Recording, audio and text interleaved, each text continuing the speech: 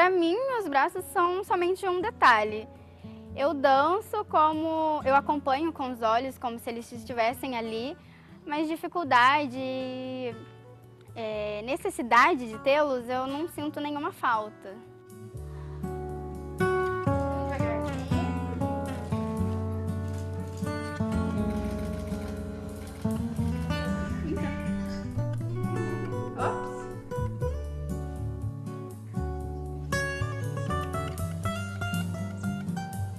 Eu saía, a pessoa erguia a manga do braço para ver.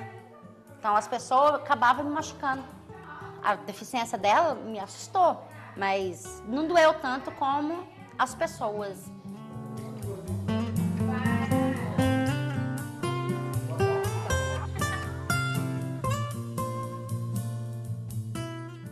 Para as pessoas com deficiência também, isso ajuda bastante para elas verem que a deficiência é só um detalhe, que a gente é mais do que a nossa deficiência. Então a gente tem que correr atrás dos nossos sonhos.